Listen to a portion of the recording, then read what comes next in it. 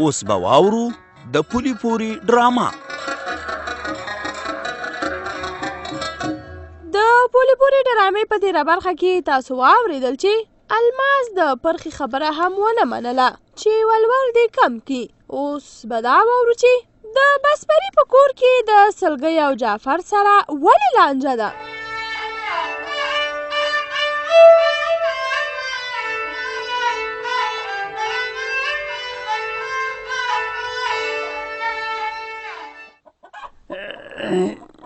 خدای ته پکې خیر راپېښ. سلګۍ زه دنه ځم اجران دې ته. په خیر لاړ شي، خو چې بیرته راځي ځان سره د لاس وینځلو صابون راوړه. څه شی؟ د لاس وینځلو صابون؟ دا څنګه داسې زر زر خلاصېږي؟ د ډوډۍ په ځای صابون خورئ که څنګه؟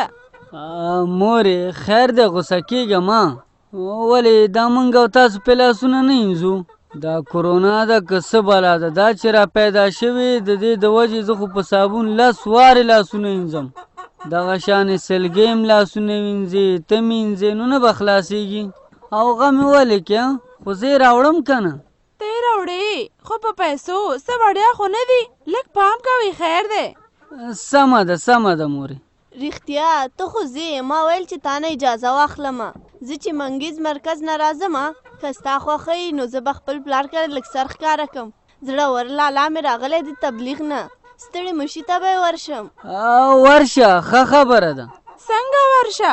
څه د حج نه خو نه دی راغلی چې ستړې مشي ته یې ورځي؟ که لارې کښېنه، عجب نشته دی. دا خو د هماغه ورور دی چې تا ویل زما ورسره ورانه ده. هماغه دی، خو اوس د تبلیغ نه راغلی، کیدای شي اصلاح شوی، او چې ورور مې اصلاح شوی نو په موږ ولې بده ولګي؟ سلګۍ رښتیا وایي مورې، هغه چې بدماش و نو زموږ بد راتلو، او چې سم سړی نو بیا خو زموږ د سترګو تور دی. سلګۍ لاړه شه ښه، مورې اجازه ورکړه، بېرته به بیا زر راځي. او رښتیا چې زه هم لاسونه په صابون وینځه او چې راځي هم لاسونه په صابون وینځه. زړور تبلیغ ته تللی او خدای خبر چې کم ځای کې به ګرځېدلی او چا سره به ملاقاتونه شوي، او ګوره نږدې ورسره کښېننې. سمه ده، دې ټولو خبرو ته مې فکر دی.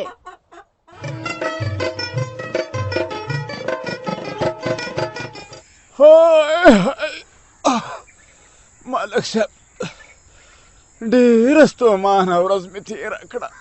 څه تېره دې کړې ده چې داسې ستړې ستومانه کټ کې راته وغځېدې؟ ملک صاحب تللی وم، کوچیانو پسې وګرځېدم، له میرو پرته مې ټول کوچیان ولمسول چې راپورته شي، او په شاړه ځمکه کې چې د سربند سره نږدې ده د شورا لپاره د ځای د جوړېدو مخالفت وکړي. کښېنه مطلب شه، ما ویل تا به چېرته غاټه توره کړي، کوچیان خوران په څه کې دي، هغوی به څه وکړي؟ ته چې د شورا پوزیسون یې، تا د شورا مخه ونه نیوله، هغوی به ښه ونیسي. ملک صاحب د اور بڅر کې چې هر څومره وړوکی هم شي کار یې سوځول وي، سوځول. کوچیان چې یوازې لږ مخالفت هم وکړي که نه، بس موږ له موقع په لاس راځي او په شورا باندې دا کار بندوم. ویمه ټک به هم رانه ونه کړي. کوچیانو ته مې ویلي دي چې ستاسو د میږو دپاره د څړ ځای کمیږي، څه غم یې وکئ. بس اوس به همدې پسې ګرځو چې په شورا کې څه د مخالفت ټکی پیدا شي. څه ووایم مطلب شانو، هغه مې وګلو چې زموږ په خبرو به یې غوږ ګرو. له کله نه چې فرید د شورا مشر شوی دی نو دا نازوانه د خپلو پرېکړو نه هېڅ ګرځېږي نه، چې څه وایي هماغه شان کوي. ډارېږم چې هسې نه کمه ورځ دا فیصله وکړي چې ملک غني دې د کلي نه وځي. ملک صاحب دومره لا کمزوري هم نه یو چې د کلي نه به مو وباسي. د انجینر فرید نه دې راته څه شی جوړ کړ؟ ویم په ژوندون به دې رانه څوک یو ویښته ته هم زیان ونه رسوي، خو که چېرته مړ وم بیا به ګیله نه کړې. بس مطلب شه، ما ته معلوم یې چې ته څومره اوبو کې.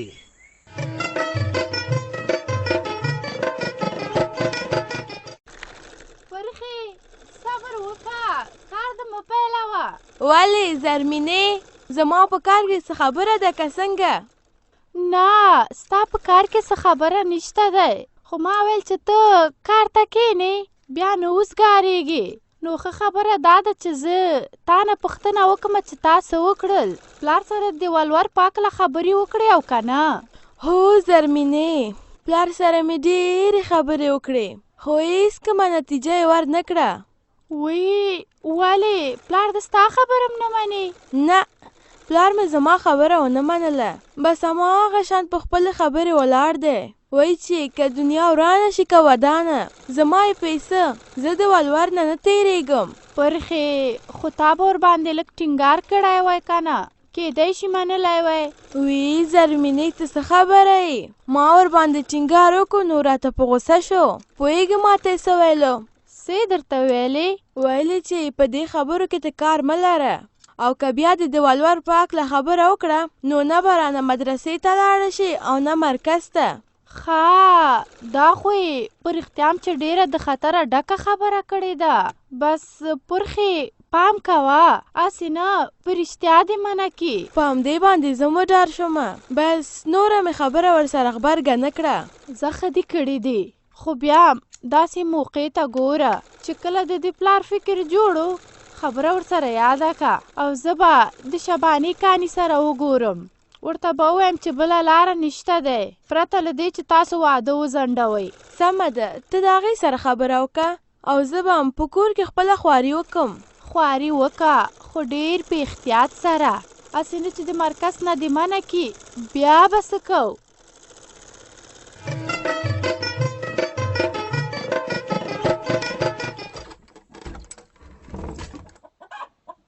وی شکر خدایه چې سلګۍ لاره راغلته که او سر یې راښکاره که زړه ورخانه زویه وګوره خور دې راغله الحمدلله الحمدلله شکر دی چې راله سلګۍ ستړې مه شي ژوندی اوسې مورې ډېره خوشحاله یم چې زړور لالا مې تبلیغ نه راغلی زړور خان لالا ستړی مه شي ښه دی چې په خیر راغلی سرتوره مشي سرتوره مشي سلګۍ خوري کله چې په کلي کې چا که راځي نو د پردې ډېر زیات اهتمام کوه زموږ په دین کې د زنانو لپاره پرده ډېره مهمه ده زړور خان لالا زه خو د پردې ډېر خیال ساتم دا خبره موږ ته مرکز او مدرسې کې هم کېږي خو رښتیا ته څنګه داسې ټوخېږي خو ټوخی ورته پیدا شوی که نه ولې اوس به ټوخېږم نه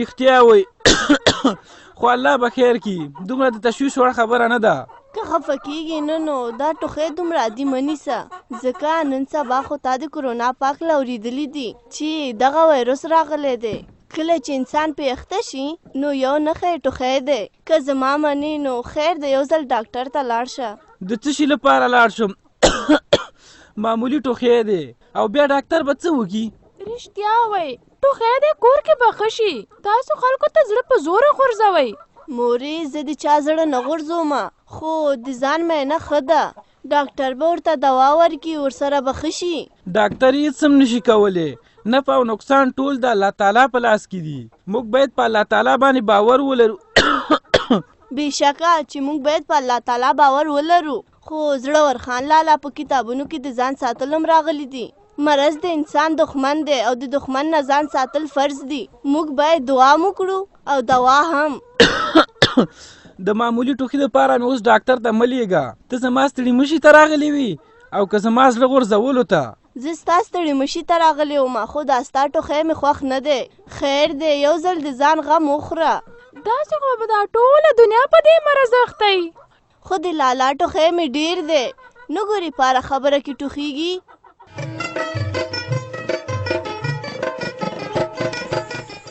میرو کاکا ستا خو د ځمکې د اجارې خبره خلاصه شوه اوس هغه ځمکه باندې کار کول غواړي ته به کار کله پیل کې تر څو فصل ته یې ماده کې آی های تازه ګله وراره زه اوس راغلی هم دې دپاره یمه چې زه دا مځکه آباده کړمه خو که تاسو مې آبادېدو ته پرېږدئ نو ومیرو کاکا مونږ خو ستا د کار مخه نه ده نیولې د کار مخه هم نه ده نیولې خو بیا هم راته تاسو لانجه جوړه کړې ده ځکه چې تاسو د شورا لپاره ودانۍ جوړوئ هغه هم په شاړه مځکه کې.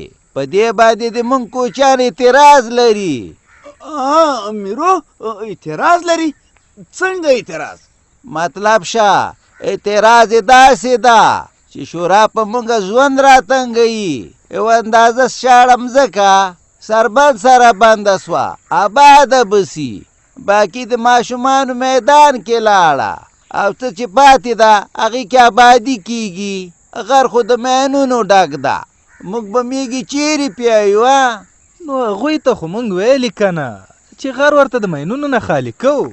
اوس دغه دی د ګرمۍ موسم را روان دی، دوی به بل ځای ته کډه کېږي او چې کله بیا بیرته کنډو کلي ته راستنېږي نو موږ به ورته د مینونو غم خوړلی. هسې د خدای د رضا دپاره خبره کول پکار دي.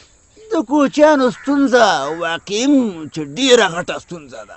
تر څو چې غر د مینونو نه خالي شوی نه وي نو دا شاړه ځمکه باید همداسې پاتې شي چې دا خواران پکې خپلې میږې وپیایي. او بیا موږ ته څه ضرور دی چې د وحدت کلي د خلکو لپاره د خپل کلي کوچیان خفه کړو. پخوا کار څه وو، د کنډو کلي خپله شورا وه، اوس خو ورسره د وحدت کلی هم یو ځای شوی دی. مطلب شه موږ د کوچیانو ستونزه منو، سترګې مو پرې نه دي پټې کړي، خو کاش چې هغوی هم د همیش لپاره دلته اوسېدلی. تا ته خو پته ده د کوچیانو خو هغه ځای کې شپی چېرته چې ښی. نو دې لپاره خو موږ د شورا پرېکړه نه شو ماتولی که نه. او بیا هم موږ ورته ویلي دي چې غر به د مینونو څخه پاکېږي. دا هم ورسره وعده کړې ده او عملي کوو یې. انجینر صاحب فرید سمه خبره وکړله.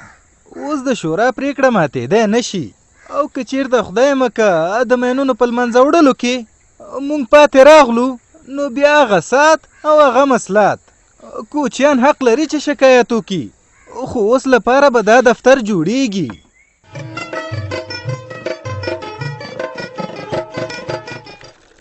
شبانې کانی ښه دی چې راغلې، ما هم دا ستا انتظار کوو. دا څنګه در باندې دومره ناوخته شو؟ زرمینې یوه زرې باندې هېڅ چی شیم نی، بس د کور کارونه وو، هغې را باندې لږ ناوخته که. خو رښتیا تا څنګه زما انتظار کوو؟ ما سر دې څه کار و که نه د پرخې پاکله مې درته ویله. ښه پرخې درته د خیره سوال جواب درکړی دی، پلار به رضا شوی ولور به نه اخلي. ای هی شبانې کانی کاش داسې شوی وی. پرخې غریب یې خپله خواري کړې ده، خو له بده مرغه چې پلار یې ورته خبره نه ده منلې.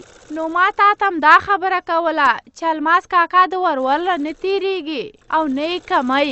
ښه زرمینې په دې خو ډېره خفه شومه. زه خو په تمه ومه چې د پرخې پلار به خپل ضد پرېږدي یا خو به ولور بیخي وانخلي او که یې واخلي نو کم به واخلي. هی زمونږ ارمانونه لکه چې اوبو ویوړل. شبانې کانی په همدې تمه زه هم ومه. زما هم دا فکر و چې پرخه په پلار ګرانه ده، خبره به یې ومني، خو افسوس چې داسې ونه شو. زرمینې اوس به څه کوو؟ ها ما سره خو اندېښنه شوه. د عابد پلار خو ما په همدې تمه کړی و چې پرخه به خبره خلاصوي، خو که اوس له دوی نه خبر شي چې الماس پوره ولور غواړي او کمی نه، نو هسې نه چې عابد ته په رښتیا بله ښځه وکړي. شبانې کانی څه ووایم نو په دې هکله زه هم اوس څه نشم ویلی، خو که ته کوشش وکړې چې عجبګل کاکا ته قناعت ورکړې چې دا د واده خبره لږه وروسته کړي، کیدای شي د الماس کاکا فکر بدل شي. زرمینې زه خو به یې ورته 100 وارې ووایم، خو که د عابد پلار یې ومني.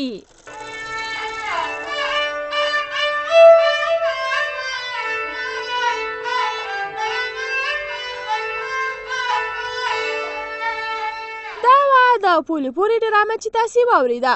په دې هیله چې ستاسې د خوښۍ وړ به ګرځېدلې وي. که غواړئ چې له موږ سره خپل نظر یا وړاندیز شریک کړئ په دې شمېرو را سره اړیکې ونیسئ: 0 2 30 10 55 0 2 6 10 55.